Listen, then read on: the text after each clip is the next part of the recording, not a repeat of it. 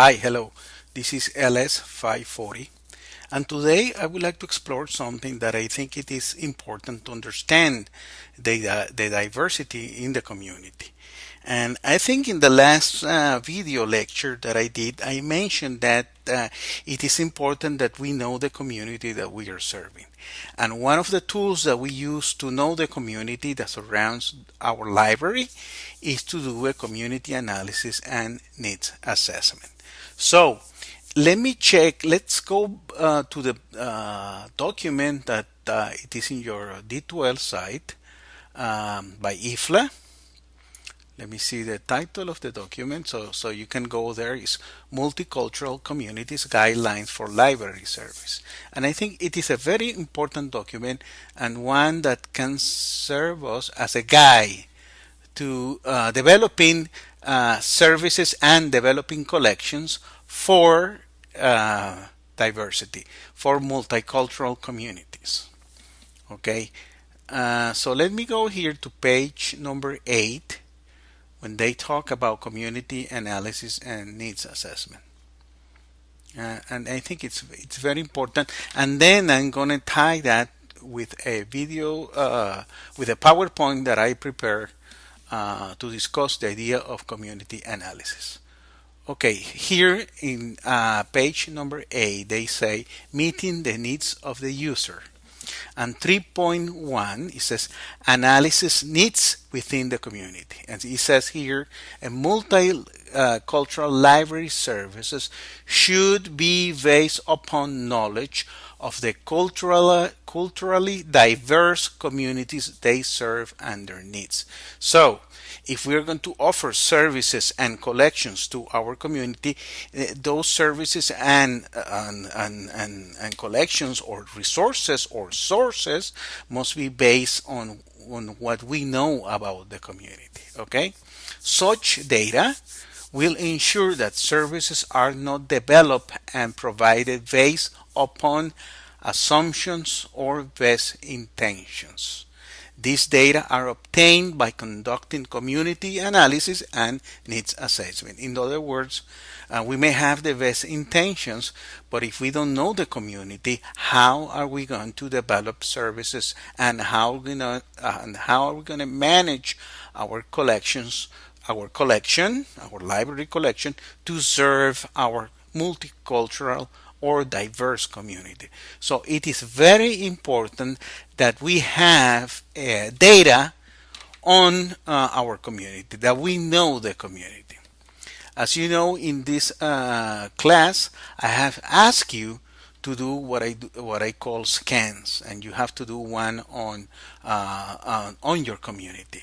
The idea is that we practice getting to know the community. Of course, you are not doing community analysis, but what you are doing, observation and writing down your observation, it's part of community analysis. Okay, it's not the total methodology, but it's a very important part that we observe. That's a research methodology. Observation is considered a research methodology in science. So that's what we are doing when we do exercises for this class.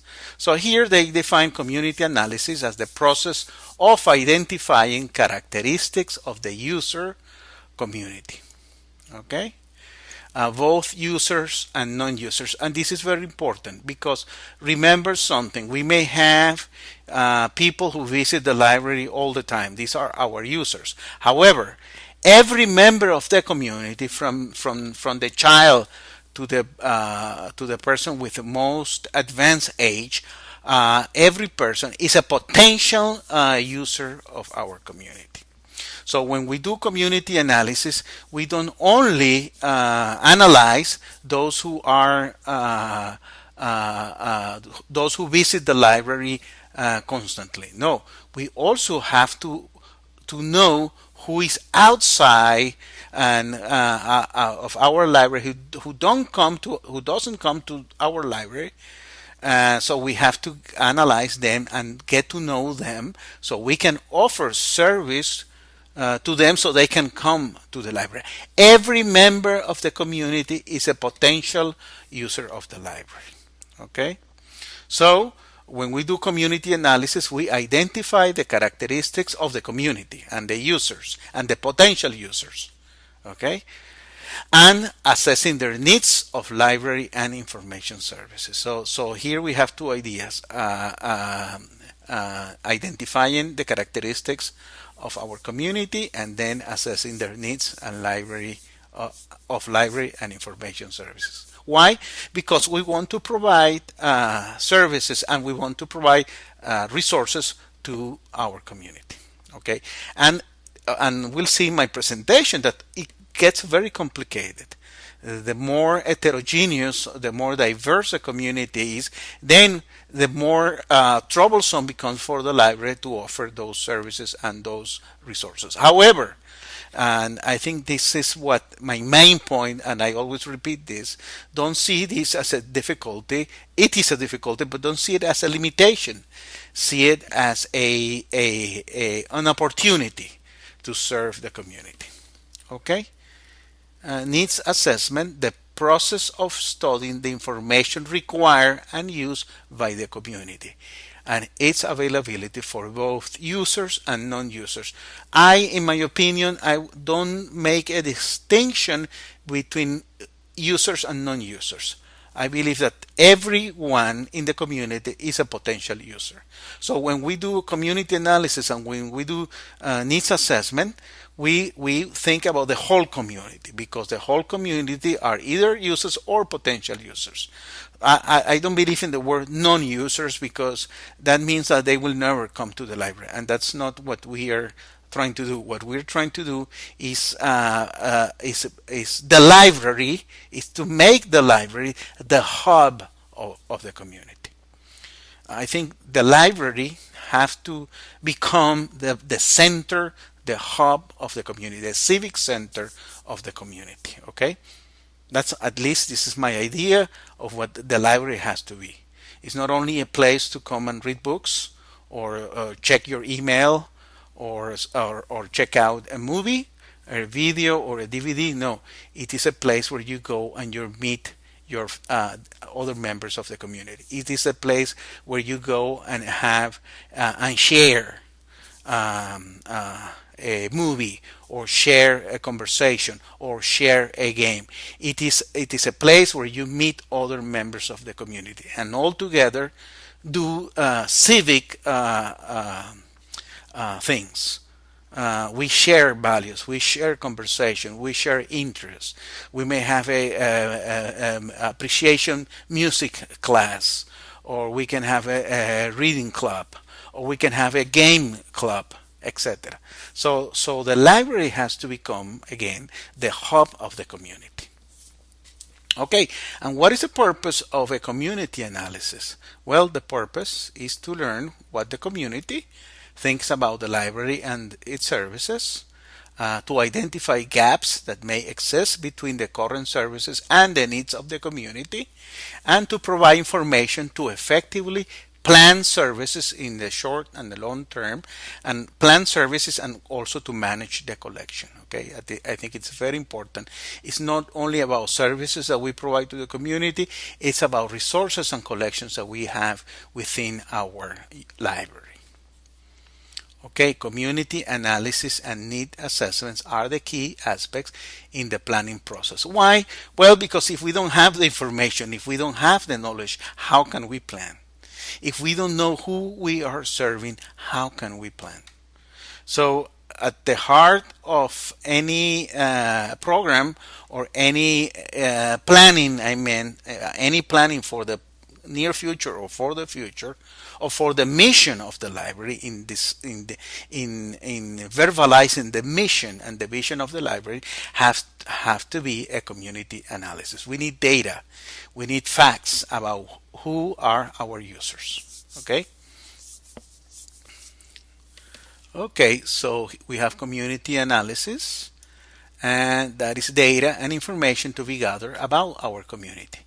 And some of that data are demographic and socioeconomic data, characteristic of the community environment within the library area, and general environment, information environment on the of the information service provider and existing library resources and services. And of course, this is this document, but then we're going to go to my own presentation, okay? Because we need other type of data too. So what type of data we collect? Well, we collect primary data from individuals, surveys, interviews, etc., from group leaders or the community at large, and we also collect secondary and tertiary data. Data from government institutions, demographic data, statistical data, etc. The idea again here is to know who we are serving. Please don't ever forget that, because if we don't have patrons in our libraries, there's no point in having a library. The idea of a library as being the institution that safeguards the documents of a culture for the future, that's fine, and that's also a valid definition. But in today's world, we have to go beyond that. Okay, that's the traditional definition of the traditional library. When we thought, well, we have a library because we want to save the cultural the cultural history of a community, of a nation, of a people, and that is part of what the library does. However, that's only one part. The other part that is very important today is serving the community at large and helping them to solve their information problems. We have to become, and this is my idea, we have to become the hub of the community. The library has to be like a social club. Okay, this is where, and it's more than a social club because we have people from every walk of life. We welcome the diversity of the community in our library. It's not, and in that regards, I think it's not what I said, a social club, because in a social club, I think you have to have some you have to be some type of person to be part of that social club. You have to have some status, etc. In the library, no. In the library, we want to welcome everyone in the community because we are there to serve the community, to serve the diversity of that community, and have resources to solve information problems. Now, in terms of the data needs assessment, okay, we data and information to be gathered about users and non-users. Again, in my opinion, we have to erase this word of non-users. Everyone is a user or a potential user. And the idea is that they become active users of our library. Okay, cultural and behavioral dimensions of the information seeking process, information needs, types, level of complexity, format, languages, purpose, and this has to do with what we call in information science information behavior. And within information behavior, we have information seeking behavior, and that's one of my specialties, especially in regards to scientists. But we can do information seeking behavior of children, of immigrants, of veterans, of young adults, etc. Information environment of users, and what type of data we collect? Well, we collect primary from individual, community, groups, leaders, etc. And we collect secondary needs assessment of comparable groups, studies of cultural and behavioral dimension. We can go and search in the literature, in the scholarly literature, about similar groups or studies that have been done in the information seeking behavior or information seeking process, or in general about information behavior.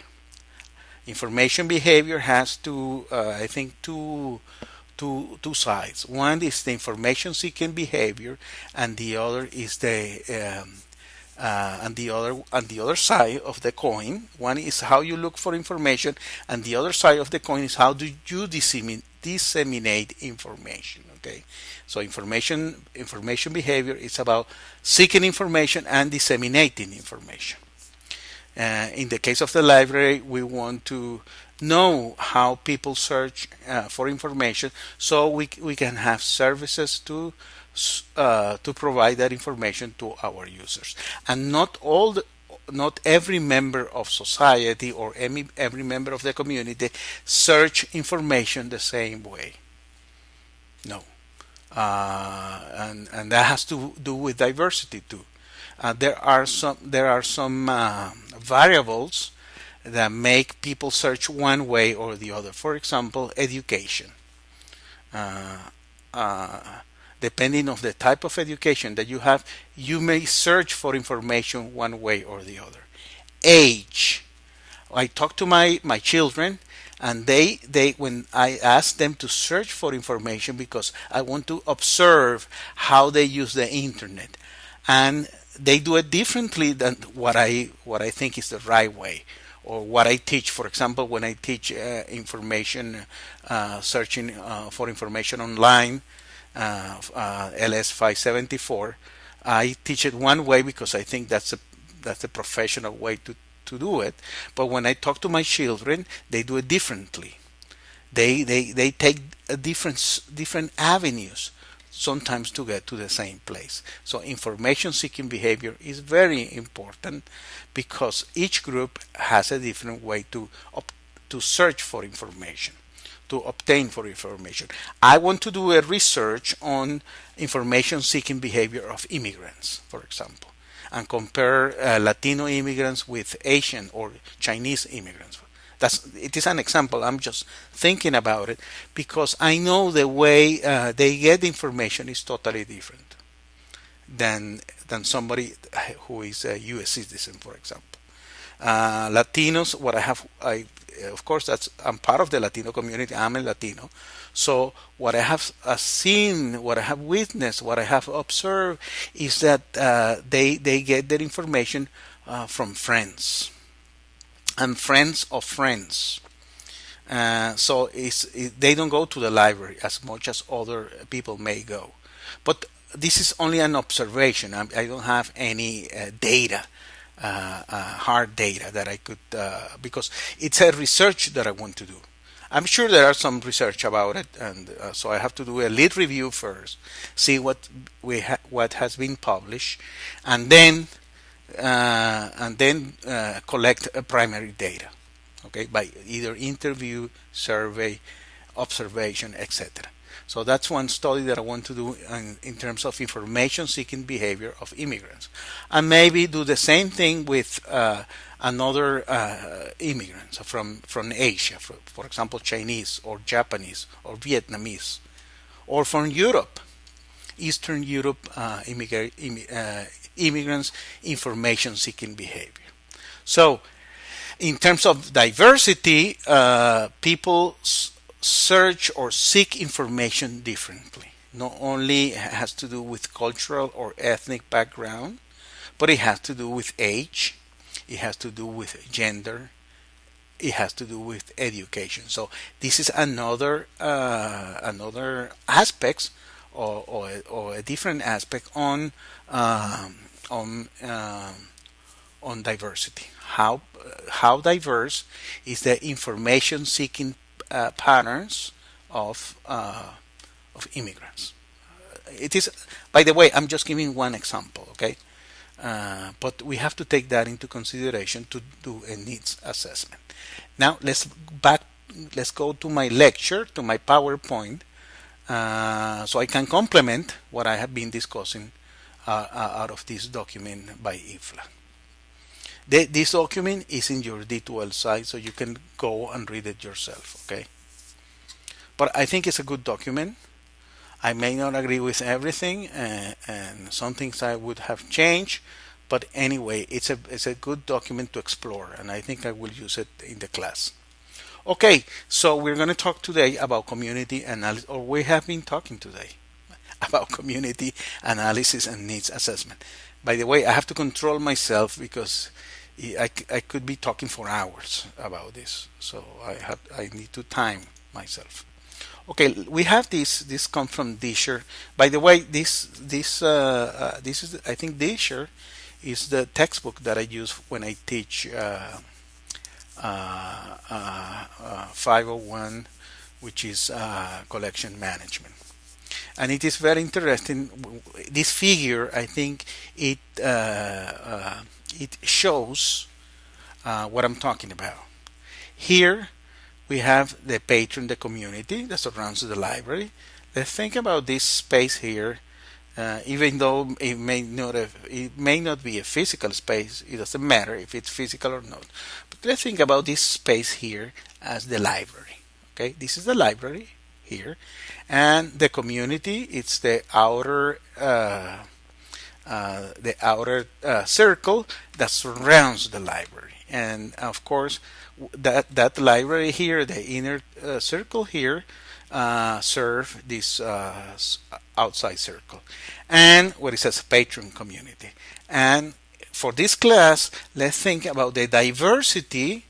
This is a perfectly round circle, but it doesn't have to be like that because we have diversity here. We have larger groups, we have smaller groups, so it may not be a perfect circle. Nothing is perfect in real life. We are all, there is a diversity, we are all different.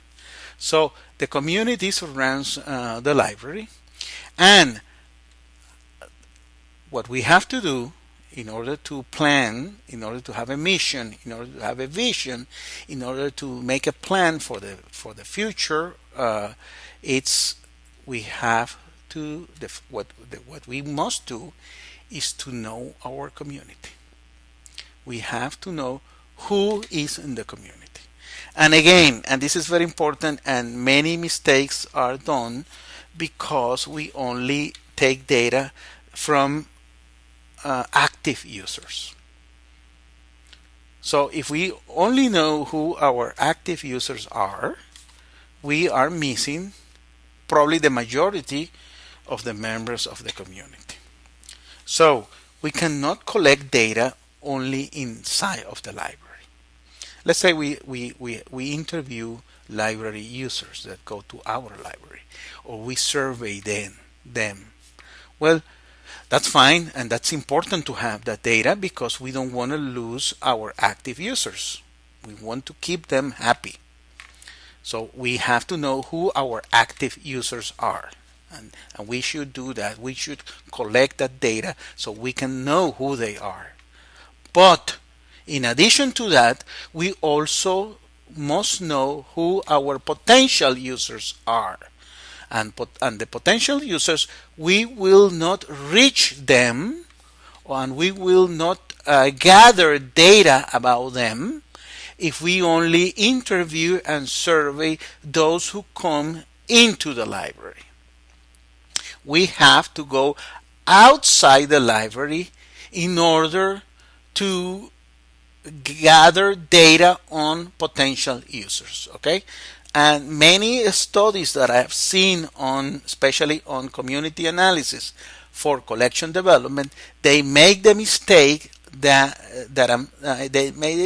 of only collecting data of active users. And I think that's very important because we want to keep them happy. Like I said, we want to have resources for them. Okay, so we may survey them and ask them what services, how should we develop the collection, what titles they like to see, what movies they like to see, what music, what games, etc. That's fine, and that's very important. But we must not forget that at the outside of our library there is a large community, and that's where the diversity is going to be. Okay. And the idea of this class, at least when we're in this class, and in general, my idea about having a planning library services and library collections is to reach potential users too, and to reach diversity. Okay, so we have the patron community outside, and we have one part of that community, we may call them active users.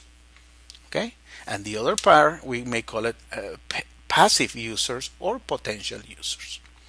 Okay, so in order to plan what it is inside of the libraries, and this has to do mostly with collection development, but it applies also to services.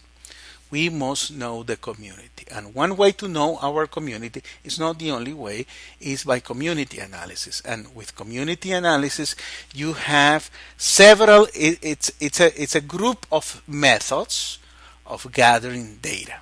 Okay, and there is qualitative ways to collect data, and there is quantitative ways to collect data. Qualitative way would be focus groups, interviews. Okay, that's one way to collect data about our community. Uh, Quantitative methods will be using statistics. Okay, for example, demographics. How many people are there in the community, their age group, their education, their social economic status. If you use those statistics, you're using quantitative methodology. But in community analysis, we have to use both methodologies. We have to use interviews, we have to use focus groups, we have to use survey, we have to do observation, we have to do community scan, as we're doing in this class, and also we have to use statistical data. Okay, why?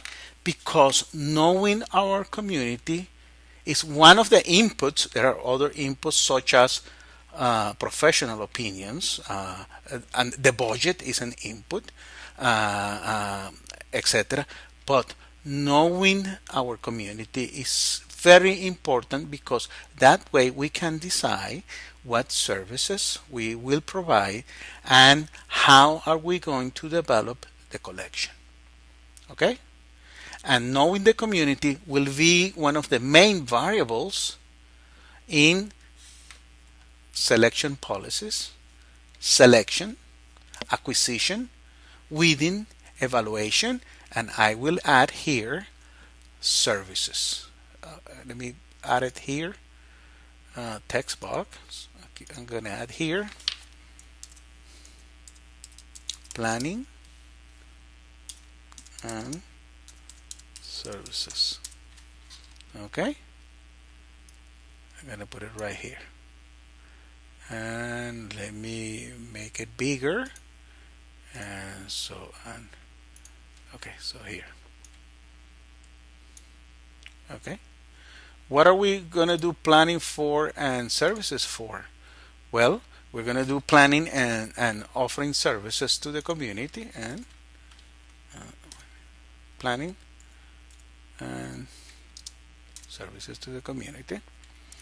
And one of the inputs, one of the variables that will let us decide what services we're going to plan for the future, for the near future, or for the in the long term, is community analysis. Okay, it is very important. Other variables or other inputs are, like I said, the budget. How much money do we have, for example? It has to do also with our policies in the library, etc., etc. The type of library that we're running, if it's a school library, if it's a public library, if it's an academic library, etc. So there are other variables, but one important variable is to know your users, your active users, and your potential users. That's the universe of users. Okay, so by knowing that, we can do collection management, but we can do also planning, and we can have services. Services to whom? Well, to the active users and to the potential users, and that I think it's very important. Laws, and this is very interesting. Disher call it laws of collection development, and they also apply somehow to services too. The first law: as the size of the community increases, there will be more diverse information needs. That's the first law. And when in information needs, and this is of course, this is not a physical law, but it's the Disher call it a law of collection development. And I'm going to put here collection development to make it and services.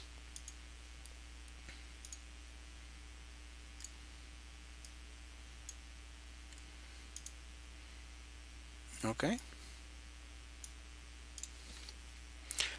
So the first law, as the size of the community increases, there will be more diverse information needs. That's a law.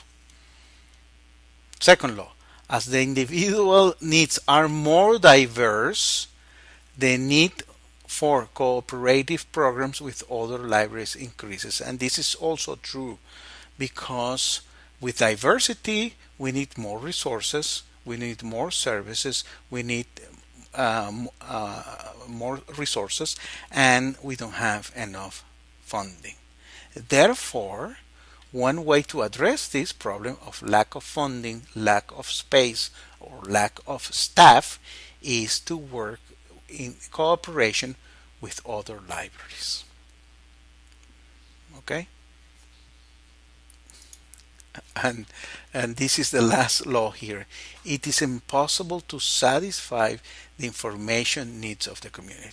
What does that mean? It means that we have to make the best that we can, but it will be impossible to satisfy 100% the information needs of the community because of the diversity.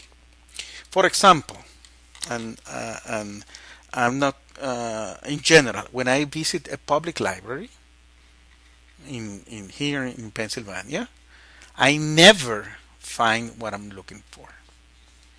Why? Because in the public library they haven't taken into consideration my information needs. Okay. And by the way, I'm not looking for anything in regards to ethnic collections or Latino collections or in Spanish. But I'm looking for books that interest me, for example. Well, I don't find anything. I never find what I'm looking for. I don't know. Why? Because they cannot take into consideration what my information needs are. Why? Not because they don't want to. It's because they can't. So, what do? I do an interlibrary loan through the library. I go to the library and I want this resource. They don't have it, but they will get it for me. That's why you have to enter in cooperation with other libraries, because diversity means you need more funding, you need more staff, you need more services, and you need more collections, and it is impossible to do it. Okay, so one way to address this problem is to enter cooperation with other programs, with other libraries. I'm sorry. Okay, so what information the community needs? We have different terms that are more or less similar. I'm sorry. Needs assessment is used mostly in special libraries. The term need assessment. For public libraries, we use community analysis.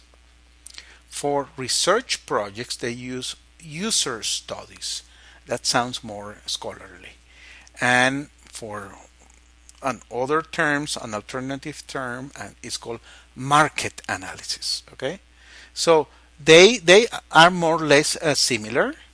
There are some difference, but also it depends on the specialty or in the domain that we are talking about. They may use one or the other. Again, needs assessment is used in special library. Community analysis is used in public libraries. User studies is used in research projects and research papers. Another term that is also used is market analysis. Here is what I was making emphasis on. I don't talk about users and non-users. I talk about active users and potential users. And when we do community analysis, we have to reach the active users, but we also have to reach the potential users. Because the idea is that the library has to become more relevant every day. And we need to reach those potential users, and they have to become active users. So, are we going to be able to identify the community information needs? Yes, we have to. But does that mean that we are going to satisfy everyone? No, we won't, we will not. So what strategy do we have? Well, we may we may cooperate with other libraries. And one way to cooperation, one way of cooperation is interlibrary loan, for example. Okay? Do you see how everything is it's becoming more evident and is tied to one, and one thing is tied to another thing? I sometimes when I'm teaching, I discover these relationships, and I surprise myself. Not because how much I know, but by thinking about this. Like I told you, I was during the summer I was thinking about this class, and I started reading some scholarly articles, some books, and then I was by reading, by discussing, by even thinking and dreaming about the class, I was able to see the relationships and see how everything in librarianship is related. Unfortunately, in academics we teach like different courses. We teach cataloging, we teach online searching, we teach reference, we teach collection development. But in reality, everything it's tied to one another. There is not a separation like there is in academics or in the department of library science. No, in the reality, everything is related. It's a one domain. It's one circle of information. I haven't shown my a figure that I use sometimes to teach the main I guess the main concepts of information, and I may use that in one of the classes, because that way we can relate every area of librarianship with information. Because what we are doing actually is we are studying, and we are studying information to provide information access, to organize information, and to disseminate information. And we are all of us, and every human being is a producer of information too. So information becomes in our domain the core of our studies. But it is incredible. Okay, so the community. How do we define our community? Well, we can define the community as a nation, as a region, as a state, as a province, as a county, as a city, as a township, etc. Groups, university, college, school, government, agency, private organization, etc. Okay, so we have some limits in our analysis, in our community analysis, and that limit is our active users and our potential users. If we're talking about a university, and you're talking about a library, a university library or an academic library, then you have your community of students, of faculty, of staff, and also members of the community that surrounds the campus or the university.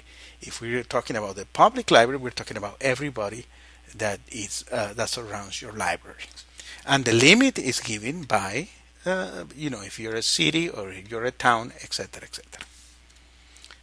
And that's where we are going to collect data.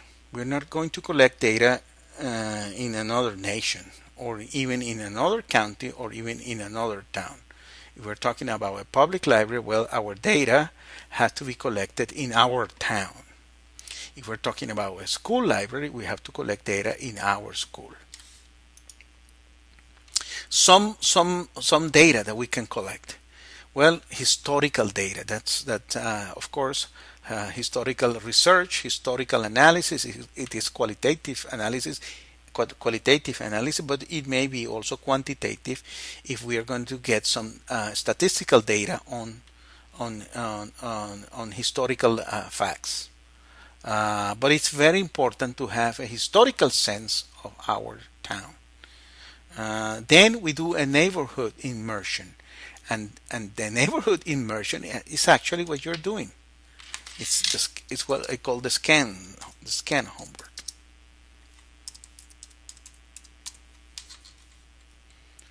You go native. Go native. You become part of the community. I mean, you are part of the community, but you enter the community and you go around and see what people are doing. You're observing and ask questions. What are you reading? Where did you get that magazine? Do you read the paper every day, or you belong to a book club? So what kind of books do you read? Or you read mostly fiction. You become one with the community, okay? And you scan the community, and you do that by observation, by participating. If there is a book club, you should participate, and by asking questions. That's one way to know your community. Then we have statistical data, and that's what I was talking about as quantitative data. We have social indicators, we have census data, etc. We have anecdotal data, and that's stories that you hear people saying about information, about resources, about services. Okay? Then you may talk to a key informant, and that's maybe an influential leader, a community leader. Okay? Of course, you have to be careful, especially with these two things here. First is the lack of representation, or does he have, or that key informant, that leader community, does he or she really represent the community? Those are questions that you have to ask yourself. And secondly, you have to think about the bias that you may find. And that has nothing to do with a dominant group or a diverse group, because you may find the same bias in a minority group. Okay, so if you're going to talk to the Latino community, or to the Chinese community, or to the Romanian community, or the Italian community, you may think that you're talking to a community leader, but that community leader may or may not have representation, may or may not represent the community, may or may have a bias. So you have to take that into consideration. So in my opinion, talking to one influential leader is never enough. You have to talk to several people in the community. One way to approach this is doing what is called in research a focus group. So you can do a focus group. Okay, and also there is something called in research that we do called triangulation of data, and that means that the data that you have gathered from your key informant from your community leader, you can check that data if you interview other people, or if you do a focus group. So let's put here triangulation. Okay, it is very important too. Then you have to have a conversation, you have to communicate with the community. Well, you may have a community forum, you may have an online forum, for example, but that's not enough. You have to talk face to face to the community. You may use a telephone, but you may use also some computer mediated communication, such as a forum, for example. Field work. That's very important, and that's part of what you are doing, and it has to do also with the first one here, with the second one, with neighborhood immersion. You do field work, you survey people, you interview people, you observe people, and you participate in the community. Okay, and in community activities. You go to church like anybody else. Well, talk to your church community to see what they're doing in terms of information resources, and information services, and why do they go or they don't go to the library. Okay, and then you have some data that it's in the library itself. For example, you have statistics on circulation. You have you have your Patreon database, your user database. You have electronic statistics in terms of what websites are being visited, etc., etc. And you can use that information too. The idea again is to know your community. Of course, remember before I was talking about active users and potential users. If you are using data available at the library, here we're gathering data from active users. Okay, because that data is from people who visit the library. And again, it is very important to have this data because we don't want to abandon them. We want to make them happier so they come back to the library. Okay, but that is only part of the picture. We need the other part, the part of what I call the potential users. Okay, and to get to the potential user, we have to go outside the library. You see how everything is tied here? Now that we're seeing collecting data, we can tie collecting data to active users and potential users. Data and information. This has to do mostly with data that you can collect: age levels, social economic indicators, sex, ethnic background, languages spoken, education, income, hobbies, social and recreational opportunities, cultural facilities, and here we talk about church, etc., etc., clubs, social clubs, etc. These are some examples of questions. Do you know where the library is located? Have you used the library? Do you have internet at home? Have you ever visited the library? Why do you visit the library? Do you find what you're looking for? Have you checked out any materials? Do you have a computer? Do you use a computer at the library? What services do you use? These are only some examples of questions that we can ask in an interview. And there are some open questions and there are some closed questions. Okay, open-ended questions versus closed questions. Do you know where the library is located? Yes. Have you used the library? No. Do you have internet at home? Yes. Have you ever visited the library? Yes or no. Why? Okay, now you have an open question. Why do you visit the library? Or why not do you visit the library? Okay? So open-ended questions, you let the user or your participant, you let them explain to you. Okay, what services do you use? Why do you use those services, etc.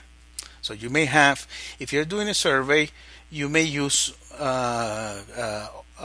closed questions and some open-ended questions. The problem in surveys is that they cannot be too long. And most of the surveys, they use closed questions because then the analysis is easier. What we do in research, and you probably can do that in your library, if you're doing community analysis for your collection and community analysis for your services, is first do a qualitative research. And as I said before, a qualitative research is based on observation, is based on historical research, is based on interviews, is based on focus groups, and it's based on participation. Once you gather that data, you have a lot of knowledge, and then you can design a survey. A survey that will be relevant for your community because it's based on your on the data that you gather by doing qualitative analysis. I hope that it's clear. Okay, community analysis recap. Okay, defining your borders, and they may be defined by the city, by the county, by the school, or by the university. You do neighborhood immersion, and we talk about scanning the neighborhood, going native, becoming one with the community, walk around, observe, participate, communicate, ask questions, etc. Then we can collect data. We can collect statistical data, anecdotal data. We can do survey, and we can collect data that is available at the library. Then, of course, comes the hard part, and that's making sense of the data and analyze that data. Let me see, why is this wrong? Okay, I'll fix it. We have to analyze the data, and then we will understand our community. And then we can do the planning, we can do the for services, and we can do the collection development. This is the idea. This is my video lecture on community analysis. I think I have make very clear that one way, it may not be the only way, by the way, there may be some other tools to know your community. But the nice thing about the community analysis is that we use several research techniques to put together an analysis, a document that will help us plan services and develop our collection. And it will be one of the variables that we will use for that planning and for the collection management. It is not, I wouldn't say the only way. There may be other ways, but at least it's one way to know who the members of our community are, how diverse is our community, and how can we better serve the community.